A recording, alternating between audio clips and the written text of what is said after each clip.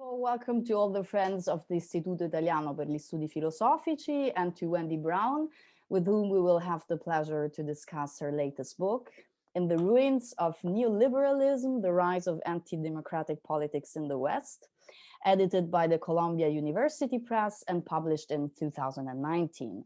Welcome, Professor Brown, and thank you very much for having accepted our invitation. Thank you for having me. So even though you clearly are one of those authors who need no presentation, I will still introduce you briefly. Wendy Brown is class 1936 first chair of political science at the University of Berkeley. Her fields of interest include the history of political theory, critical theory, and theories of contemporary capitalism. In her work, she intertwines the insights of Marx, Nietzsche, Weber, Freud, the Frankfurt School, and Foucault to critically analyze formations of power, political identity, citizenship, and political subjectivity in liberal democracies. In recent years, she has focused on neoliberal rationality and its political formations, to which she has already dedicated another major work, which is Undoing the Demos, Neoliberalism's Stealth Revolution, published in 2015 and edited by Zone Books.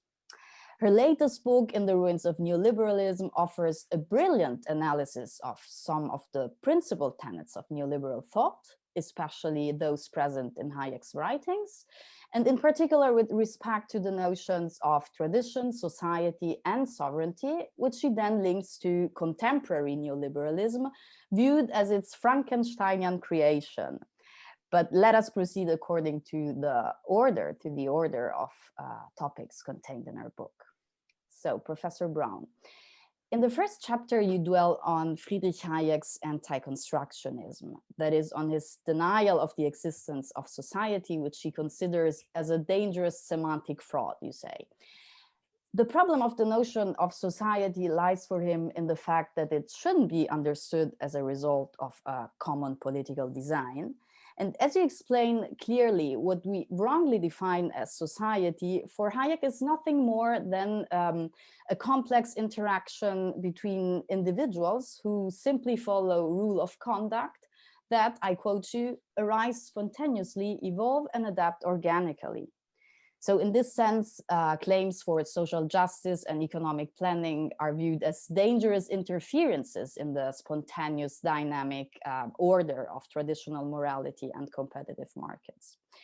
Could you please explain to us why tradition and markets should be considered as a result of centuries-old human interaction, whereas social justice is immediately disqualified as a manifestation of a sort of constructionist hubris? So why couldn't social justice also be considered a universal norm that arises from this evolutionary process? It's a wonderful question. The first answer is that if social justice were defined as that conception and practice of human existence and human relations that emerges from markets and traditional moral order, then it absolutely could be considered a universal norm or a governing norm, a legitimate governing norm that emerges from markets and moral orders. But what Hayek knows is that the language of social justice is always, in his understanding, something that emerges from those who want to employ the state or law to alter the relations that markets and moral orders otherwise generate. And the most obvious example of this is economic redistribution, which entails, among other things, not only taxation, but a social welfare state, which for Hayek, as we know, means the road to serfdom or totalitarianism, that the demand on the state to enact justice in the form of redistribution is a demand for statism and an expansive state controlling what he believes ought to be ordered by free sets of arrangements, namely those that emerge from markets and moral orders. So the demon here is the state. and the demon of social justice warriors. And Hayek is actually the first to use this language that many think just emerged from the right in recent years. Hayek actually uses the language of those who believe that they're fighting on behalf of social justice, and uses the language of social justice warriors. The problem with them is that they're always engaged in an expansive statism, which for him has four things wrong with it. First, it simply interferes with freedom. Second, it comes from, it depends on the ideas of a particular set of human beings, rather than the evolutionary trial and error of moral orders. This is one of Hayek's contributions to the idea of moral orders, is that they are evolving. They are evolving in relationship to needs, but also in relationship to transformed social or historical conditions. So when human beings, instead of simply allowing for that evolving, need responsive, tried and true form of moral arrangements, try to impose arrangements, they are doing so from the perspective of the few about what's good for the whole. And Hayek thinks that will always be wrong. It will be unfree because it's tyrannical, but it will also be wrong because it's the ideas of the few. And he thinks that human knowledge, and this leads us to the third problem, human knowledge never can capture how the whole of society works. It will always fall short. Instead, what we have are two forms of social organization, markets and evolved moral order, that develop in response to human capacities and historical developments, without having to rely on what comes from the limited brains of human beings. So that in this respect, Hayek is very interesting, because he actually thinks humans just have limited capacity to govern or organize themselves. And he's really building an entire cosmology and ontology on the basis of this limitation of human beings. After what we know from centuries of philosophy, what's supposed to distinguish us from the animals, the rest of the animals, is our capacity to think, to develop morality, to plan, to deliberate, and so forth. And Hayek just thinks, you know, that's a quite limited capacity, and inevitably hubristic and mistaken.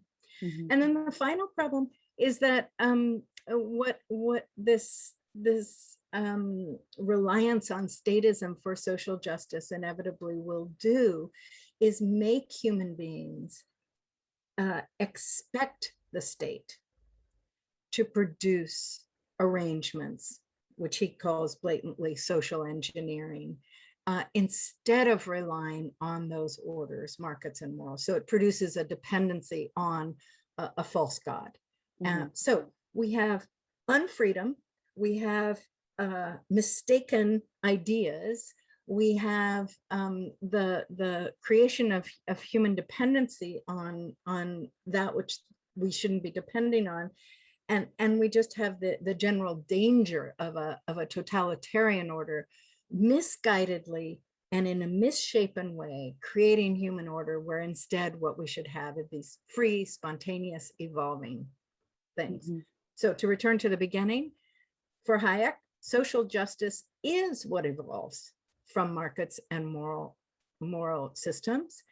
And the mistake that the social justice warriors make is trying to set those aside in favor of statism, of law, of transformation, of distortion of those orders. And for him, it's just a total nightmare. I've tried to also describe this, and I'll conclude my answer to your question now, in a way that helps people see how resonant this is of Thatcherism. The fear of dependency, the fear of too much statism, the fear that human beings, instead of being responsible for themselves, will expect to be taken care of or directed by statism, and the mistaken quality of technocrats or social justice warriors trying to titrate or transform what markets and morals deliver. Thank you very much for this profound answer. Now I would like to further explore this notion of tradition, maybe from a slightly different point of view. Because as we know, all neoliberal thinkers share an emphasis on tradition, on organicism, on anti-constructionism. And obviously, as you said, this is particularly true of Hayek, who considers tradition as the result of an evolutionary process. Yeah. As you argue in your book, for Hayek, I quote, "Traditions that develop the best possible ways of living together emerge not from the sheer authority of the past, but from the experimentation and evolution that freedom permits." So if we take into account an ordoliberal like Wilhelm Röpke, we find a similar critique of constructionism, in this case, more directed against German social science, but also against continental philosophy. In fact, German social science is accused of having constructed society according to a postulate of reason. I am translating here Wilhelm Röpke's Civitas Humana, according to a postulate of reason without respecting those anthropological constants which correspond to the psychophysical nature of the human being, who is made in a certain way and not in another. So in Röpke's view, the notion of society should better be replaced by that of an organic community, which is the only one capable of respecting human nature, which is eternal, which is always and always will be identical to itself. So to sum up, my impression is that whereas Röpke thinks of tradition in terms of something eternal based on patriarchal family, on sexual division of labor, on hierarchy and so on, maybe this is only an impression, Hayek's theory lacks of this ontological substratum. If tradition is a result of an evolutionary process, isn't it possible that some other elements, for example, progressive elements, could be selected in the course of a new evolutionary process? Do you consider this to be a shortcoming of Hayek's theory, or am I totally wrong here? Again, it's terrific to have this conversation with you, because it's really interesting to see these differences among those who are often simply classified together as neoliberals, where the assumption is they're all in favor of markets, they're all in favor of individual freedom, and then they all have this supplement, either bold or implicit, of a moral order and a traditional moral order holding society together. But they have tremendous differences, as you suggested, philosophical and political as well, and political economic. The one you've isolated right here is the difference between the ordoliberal's conviction that one kind of moral order is the right moral order, the moral order that is fundamental in responding to what they take to be universal traits of human beings. Hayek is more ecumenical. One could almost say he flirts with relativism in the following sense. As you suggested, he does not say there is only one moral order. He is cosmopolitan enough in his reading and thinking to recognize that different, what he calls civilizations, rest on different moral orders, that lots of different moral orders have evolved in world history over time. And then he finesses the problem that you describe in the following way. How is it that he can then have, well, let me just compress the point. How is it that he can acknowledge diversity in moral orders and at the same time center essentially Christian, patriarchal, private property bound, ontologically liberal order? It works like this. Hayek says, look, there are different moral orders. They each are developed according to evolutionary principles, and which means there are competitions for different ideas and developments within them, and that which is most successful will prevail. But there are also competitions between moral orders.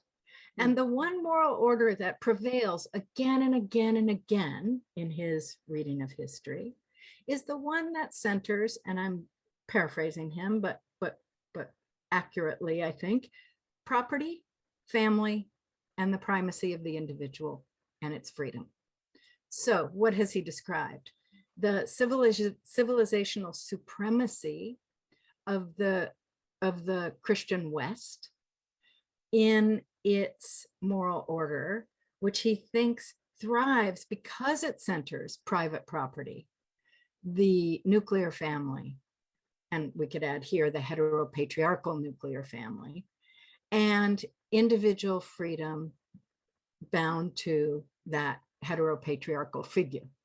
So what he's done is give us a story, we could call it a mytho-history, of the supremacy of Western patriarchal Christian moral tradition based on its constant capacity to win over other cultures. And he goes into some lengthy description of why cultures that don't have this at their center, don't have these principles at their center, inevitably crumble, inevitably fail. So he brings the principle of evolutionary Darwinian competition into the justification or the explanation for the supremacy of Christian Western moral order, without ontologizing it as the only form of order in the way that the order liberals do. That's incredibly interesting, and I would really love to continue. Yeah, we can have a longer discussion. Analyze this notion of tradition. Yeah, really, really incredibly interesting. But I just want to say that, of course, in this respect, it's not just Hayek's emphasis on markets that gets picked up in the 80s and 90s by Thatcher, by Reagan, by the experiments of the Chicago boys in Latin America and throughout the rest of Europe through the EU. It's not just that aspect of Hayekian neoliberalism that emerges, but the whole notion that we get from thinkers like Samuel Huntington and others about Western civilizational supremacy because of its emphasis on these features. And they barely allow Christianity to be part of this, but it's part of it. But these features of private property, family, and the primacy of the individual, and you get this civilizational discourse just running wild in the 90s, and especially after 9/11, after when Islamophobia and the challenges to multiculturalism in Europe just really begin to take off. That Western civilizational supremacy becomes fused with and welded to neoliberal preoccupation with markets. Yes. Okay, enough. We'll never get through our questions if I keep talking. So no. I think it's incredibly interesting how clever, how sophisticated these theories are, because they legitimate in the end Western supremacy on the basis of a very solid philosophical background. I think it's fascinating how neoliberals legitimate this supremacy. But and I want to suggest it even gets adapted and adopted for things like the anti-gender ideology, the resurrection of certain kinds of patriarchal white traditions that are understood as, they brought us here, they made us superior, they brought us to this pass.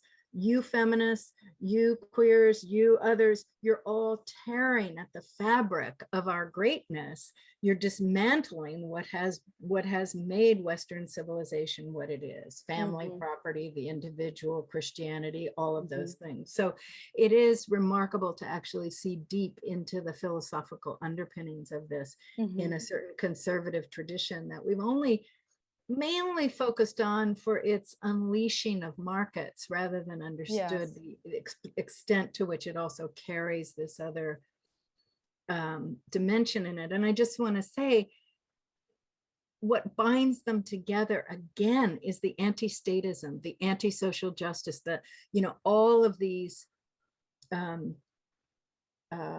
could call them reactionary responses to feminism, to same-sex unions, and so forth, are legitimated by saying, you know, if it's not just that if God meant us to be this way, we would be this way, but also if we were meant to be this way, you wouldn't need to use the state, you wouldn't need to use law, you wouldn't have to impose this on people. Let it unfold naturally and we'll see what we get. And so it's this challenge to statism, to regulation from above, as opposed to from the moral order and the economic one. And we can talk more about that a little later. Yes. The specific ways that law gets challenged, but also mobilized by these folks. Yes, okay. Perfect. Yes, yes. I think the more sophisticated these theories are, the more dangerous they are in the political reality. But now I would like to move to political sovereignty, to this notion that you analyze in your book. This is another central topic.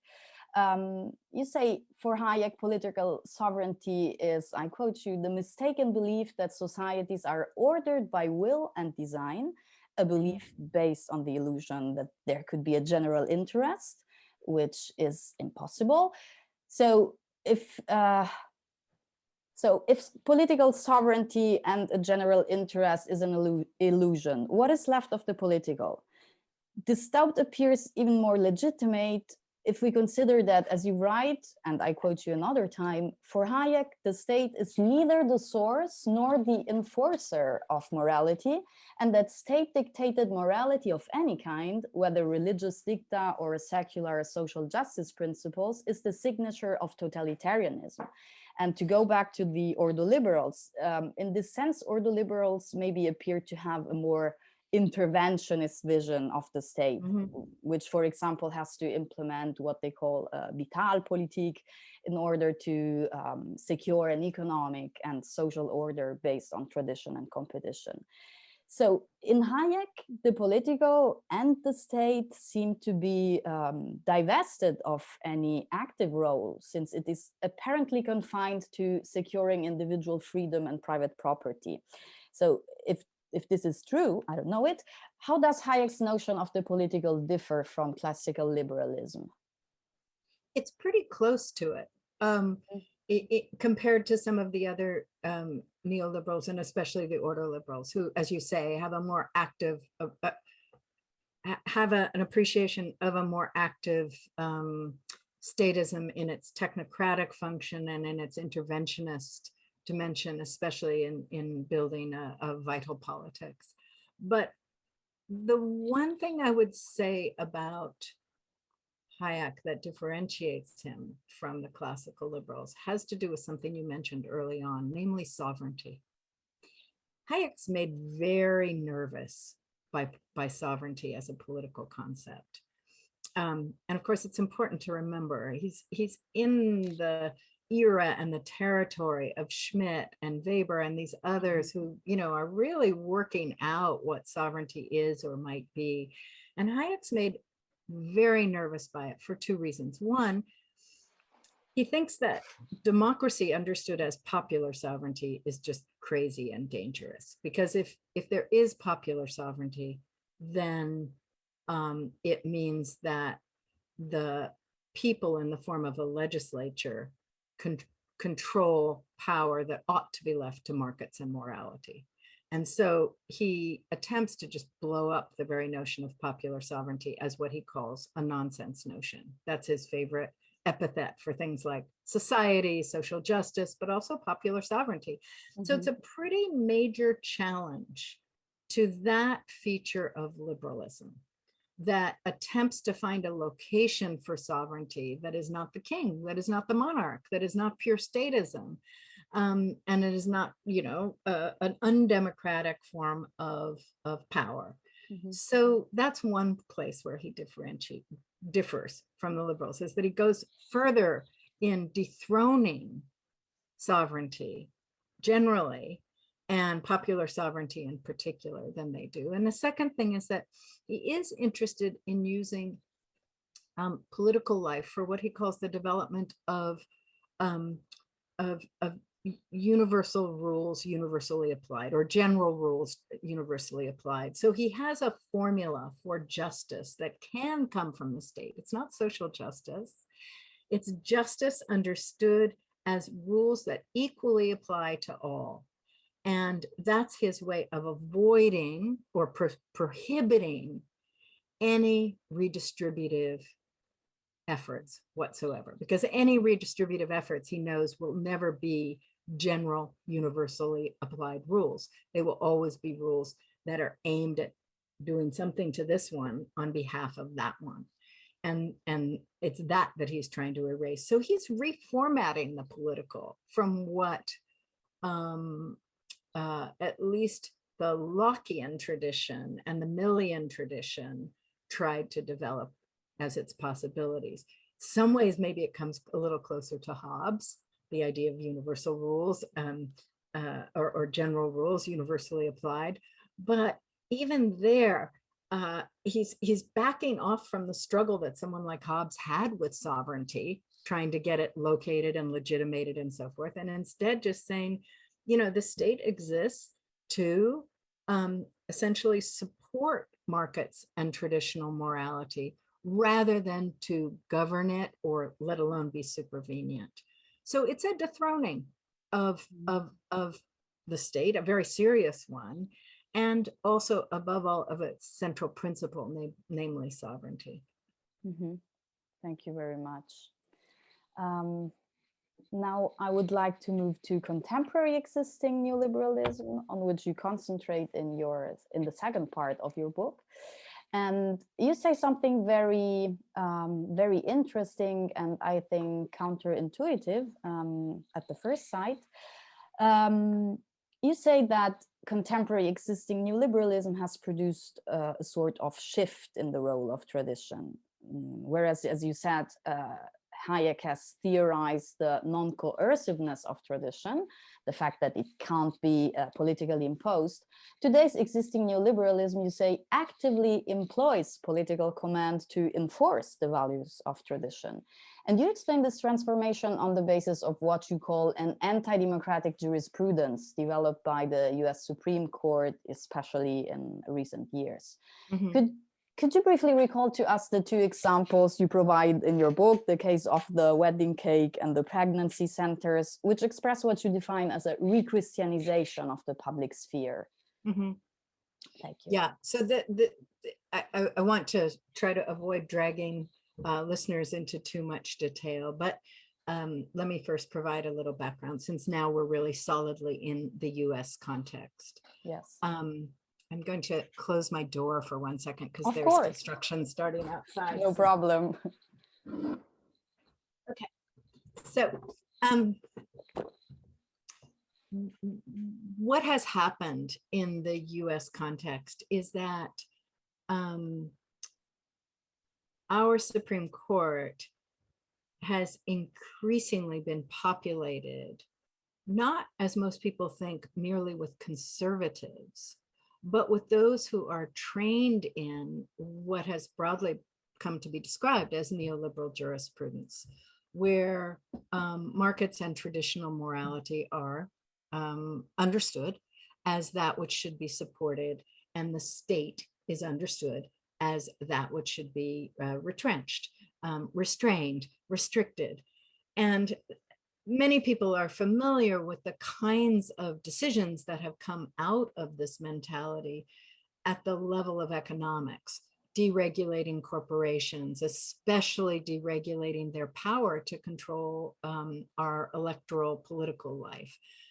There was a very important decision a decade ago called Citizens United that essentially allowed corporations unrestricted contributions to political campaigns, which means they can flood the market of our political campaigns with corporate money. And interestingly, this is especially significant in local and state elections, where it's pretty easy to control an election with a few million or 10, 15, $20 million. You can just get who you want elected and wipe out who you want not to be elected. So people are familiar with that aspect of our Supreme Court turn in a neoliberal direction, but equally important has been its commitment to what it calls religious liberty.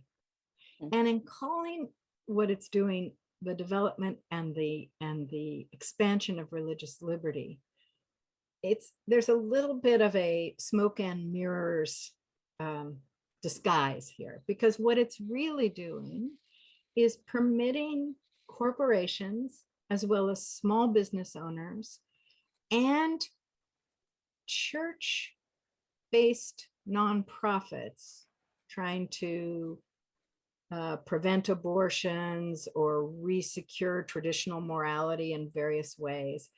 It has permitted them a larger and larger domain of freedom to do what they want in the public and the commercial sphere.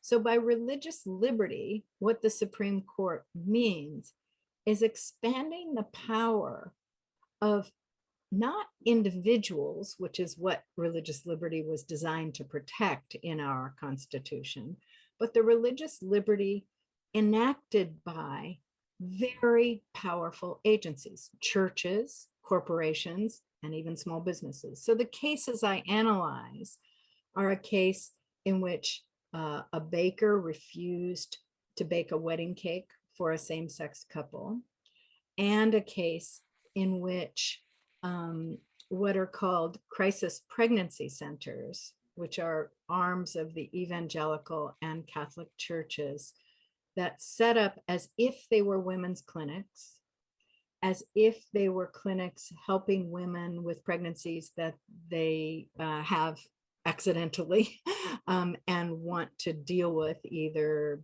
by aborting or by figuring out what their other options may be. But in fact, what these crisis pregnancy centers are is centers that lure women in as if they were giving them the full range of options, and then subject women to to a set of pictures and a set of stories and other things related to terrorizing them about the abortion option and convincing them to carry their pregnancies to term. So their aim is really to lure women in as if they were general service, what we call Planned Parenthood centers, but in fact, they're church-based operations. So in this case, the crisis pregnancy centers were being subjected in the state of California to the requirement that they simply post somewhere visible the availability of information that a full range crisis pregnancy, let me put it another way, that they simply post information about where women could go to get their full range of options. And the crisis pregnancy centers sued, and the Supreme Court decided in their favor. So what do we have here? We have a Supreme Court that is increasingly enabling churches, corporations, Christian corporations that don't want to provide, for example, contraception to coverage in their insurance coverage for their employees. We have churches, corporations, and small businesses who are increasingly allowed to enact their beliefs and their practices in the commercial and public sphere. It's not just that they're allowed to hold their views, which is what religious liberty is supposed to be about, that you hold your views in an unprosecuted way. That's what we mean by religious liberty in the classic sense. But instead, it enacts something Hayek designed in understanding how to give moral tradition more space against the interventionist state, namely expanding what he called the role of the personal protected sphere, expanding the sphere in which one can establish one's beliefs, practice one's beliefs, to the point of entire corporations controlling the reproductive lives of their employees according to the insurance that they will or won't provide for contraception or abortion, or to the point where entire communities have shops that refuse to serve same-sex unions or those in same-sex unions with all the goods that go along with marriages and other such things.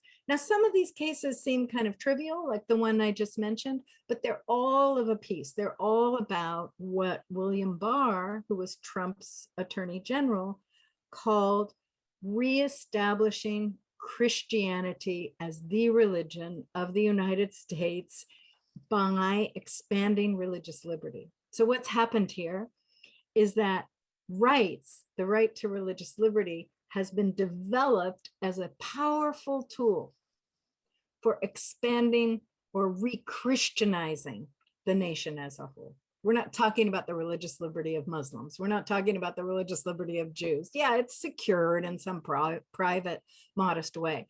But the religious liberty that William Barr and the Supreme Court justices are interested in expanding is that which expands the capacity of traditional Christian values to be enacted and to govern the everyday lives of local communities or of employees or of other entities that kind of move under the radar of official state protection of individuals.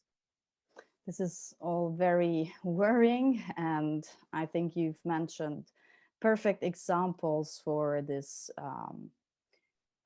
method, let's say, of imposing tradition, which is supposed to be something spontaneous, but which reveals itself as something constructed and imposed through institutions and so on. And as part of a battle rather than as something that is just spontaneously evolving and adhered to. Yes. And of course, you have a version of this in Europe over everything from questions about modest Islamic dress to questions about multiculturalism and so forth. Absolutely, absolutely. Okay, now I would like to focus on the last chapter of your book, where you describe how neoliberalism has prepared the ground for the unleashing of these anti-democratic, anti-feminist, racist forces, which you interpret through Nietzsche's notion of ressentiment. And in doing so, you highlight that this phenomenon isn't neoliberalism intended aim, but it's Frankensteinian creation, as we said before. So in fact, society doesn't appear to be pacified at all. It is riven by this right-wing rage against women, immigrants, anti-racist, leftists, who are generally accused of having dethroned the once, but still privileged white males. And in your 2017 democracy lecture at the Haus der Kulturen der Welt in Berlin with the title Apocalyptic Populism, that I had the pleasure to translate into Italian for Castelvecchi, this is the book, Populismo Apocalittico, Democrazia sotto attacco. You further explore this phenomenon by identifying three different groups of Trump's supporters. The first one characterized by the desire for protection and order and guided mainly by the fear of multiculturalism, globalization, and feminism. The second one, which wants destruction and revenge and has the impression of being degraded. You call these individuals apocalyptic populists. And then you identify a third group of individuals who are economically and socially frustrated and mainly want tax cuts and the creation of new jobs. So do you think that the realization of a truly progressive plan, a utopia, aimed at securing and emancipating the socioeconomic conditions of the Americans could maybe eradicate the phenomenon of the dethroned angry white males? Is it possible to recover them, or at least some of them? Or are there also other psychological and cultural elements that aren't related to the economic conditions and that can't be neutralized by their simple improvement? You know, first, let me thank you for translating that piece. The labors of translation are never adequately rewarded, and I really do thank you for it. Secondly, I wrote that particular talk and gave that particular talk in the almost immediate aftermath of Trump's election. And we were all trying to figure out, you know, who who and what the Americans were who brought him to power. And that was my first rather crude attempt. And I think I would not entirely stand by it now. I think each of those elements are important to emphasize, but I think they're more overlapping than I suggested. And of course, what's missing is what you just hinted at, which is the tremendous cultural force that, especially in the US case, but not only, that a highly sectoralized media and its investment in a polarization and a culture war has generated, beyond the economic concerns and beyond even the psychological preoccupations with fear and anxiety and displacement and dethronement of white male entitlement, which I talk about a lot, all of that's there. But I think there are other things that are also in play now that exceed those. And you know, I think if there were a way, for example, to figure out how to put back in the bottle what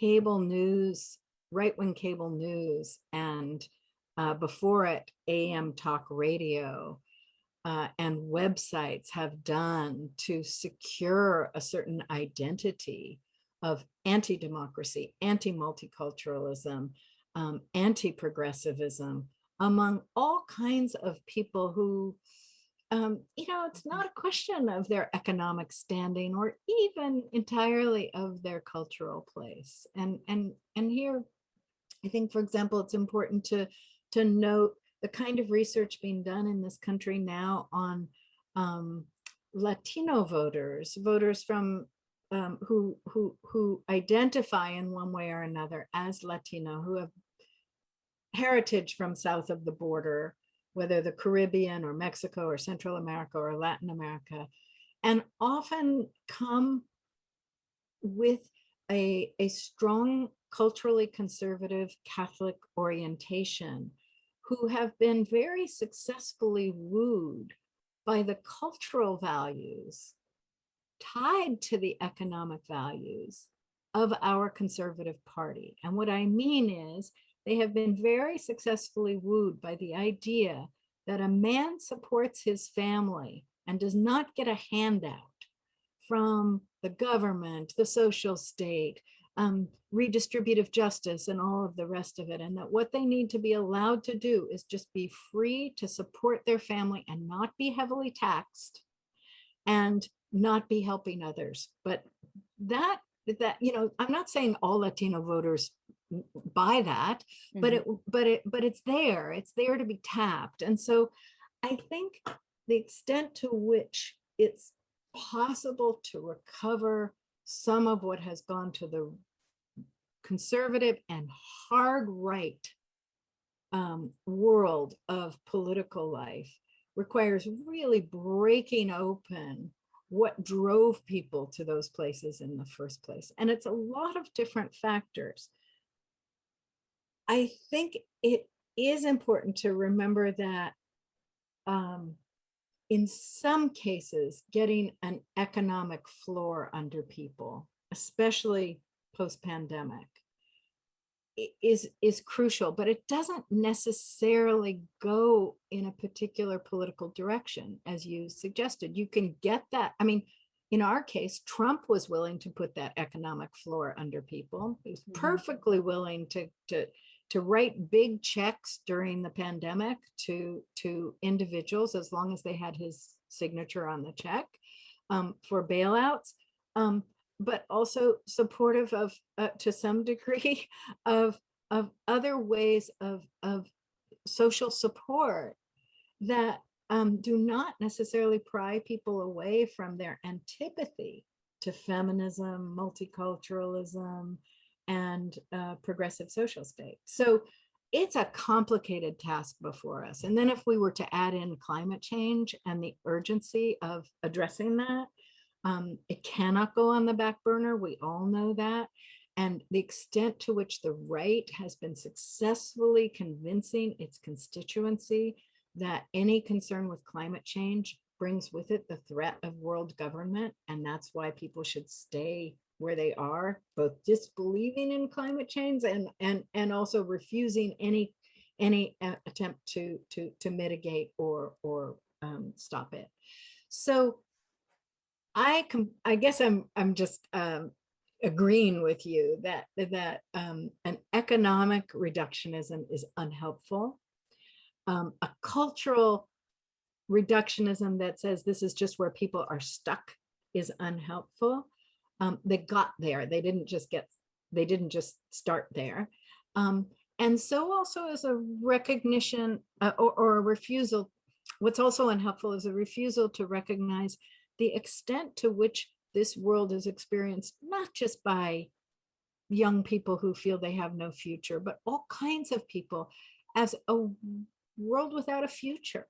I mean, all kinds of people, right to left, feel the existential terror of economic, climactic, and I could just say planetary, humanistic crisis that does not always make people radical. It often makes them deeply conservative in terms of just hanging on to what they've got and preparing and securing for their own, not for anybody else, whether own means whiteness, or whether own means your own family or your own village or your own industry. And I think we have given far too little attention to the way in which the out of control and futureless horizons that people are living with today can make them deeply reactionary, not just committed to radical social transformation of the order that we're in. And unless we address that, I don't think we will, as you put it, get those constituencies back. Mm-hmm. Mm-hmm. Thank you very much. I think fear is a central topic. If one wants to change something, progressives should develop a narrative that takes into account this fear and be aware of the fact that fear produces these reactionary phenomenon, as you said. I would just add, I mean, yes. I know people supposedly on the left who at the same time that they are committed in principle to various left values, at the same time are trying desperately to secure what they can for their children, for their families, for themselves, against what they imagine to be an apocalyptic future. And it is not a left impulse. It's something else. So if I see that in my own comrades and friends, imagine it across what we call the Midlands of our nations, that sense of just hunkering down and hanging on to what you've got against immigrants, against the global South, against climate change, against, you know, a tax and spend state, against all of that. You know, it's like, just hang on to what you can. Yes. Yeah. So I, you know, it has to be addressed. To conclude, I would like to ask you if you could recommend some books to further explore the topics we have addressed today. I'm glad you gave me a chance to think about this question a little bit in advance, because I pulled some things off my shelf, but so let me just suggest a few. One is a recent edited collection by Zach Manfredi and Will Callison called Mutant Neoliberalism. And it's a wonderful collection of essays by a variety of different thinkers who are all trying to think about what we talked about a few minutes ago, the ways neoliberalism didn't quite end up being rolled out as the original neoliberal thinkers imagined, but instead became something mutant, or in my language, Frankensteinian, but yeah. Quinn Slobodian's work on neoliberalism is also, I think, just tremendously valuable. And the work he's been doing of late with William Callison on right-wing parties in Europe. They've published a couple of pieces, one in Dissent and one in Boston Review. The ways these right-wing parties are putting together some of the things we've just been talking about, deregulated economic orders, strong statism, and certain kinds of moral reactionary positions. They've done some really terrific work. Okay, a few other things that I think are just helpful in different ways. Enzo Traverso's book, The New Faces of Fascism. Populism and the Far Right. I don't agree with all of these things I'm going to recommend. I just think they're all provocative. Partha Chatterjee's wonderful book, I Am the People, which is his own account of the emergence of right-wing populism and neoliberalism as a fusion in the global South, which is something I think many of us know about in India and Brazil and so forth, but we tend to think it's a different phenomenon. He's done a beautiful job. I think this book probably already has a following in Italy. It's in English called Everything is Broken Up in Dances, The Crushing of the Middle Class by Guido Brera and Edoardo Nessi. It was translated from the Italian into English. It is an amazing dialogue about the crushing of especially the textile industry, but also other things in Italy and the reactionary formation that it produced. Okay, just three more. Do I have time? Yes, of course. Okay, Take your time. We're so here now, for you. now we're moving away from theory into, well, one more. I think Thomas Biebruscher, you've maybe interviewed him already. Yes, we have already interviewed him. So yes. he has you can read him in German or in English. This is called The Political Theory of Neoliberalism. He's done a really good job of preparing ground that many of us dance on, which is, thinking about what were the politics of the neoliberals? What did they think the state and democracy and citizenship and law and other things were for? And then two books about the US condition. Well, this one's actually comparative. It's called How Democracies Die. And it's not a theoretical work. It's a very smart work, though, by two guys named Levitsky and Ziblatt. So the last one that I would mention is this book by my colleagues, Paul Pearson and Jacob Hacker, Let Them Eat Tweets. And it's just a very thoughtful account of Trump's rise to power and the way in particular that the enablers of Trump, namely in those in Congress and others in political leadership in the Conservative Party in the US, understood that they were stuck with him, but could get their economic program rammed through and just let him tweet away doing his thing with his base. Of course, they made a deal with the devil, they now recognize, but at the time, the idea was, as one of them said, all we need him to do is sign the legislation. And what did they mean? The tax cuts, the religious liberty stuff, the deregulation of corporations, all the things essentially that helped build a plutocracy atop a right-wing Christian base. And it's an important argument, I think, to contend with. So that's the beginnings of my little reading list for this territory. Of course, there are millions of other things that we could add to it, especially now that as of the last year, racial justice has become really central in shaping both the left and the right in different ways, at least in my country, but I think also in a number of other places. Well, so thank you. Thank you very much for this very long and interesting list. At least we know how to spend our time during this second, third, fourth lockdown. I don't know, yes. I don't remember anymore. And Professor Brown, in conclusion, thank you very much on behalf of our whole editorial staff of Multiverso.Letture. It was a dense and highly interesting conversation. Thank you for your excellent questions and conversation. I really enjoyed it. Thanks. Well, thank you. I am delighted to know it.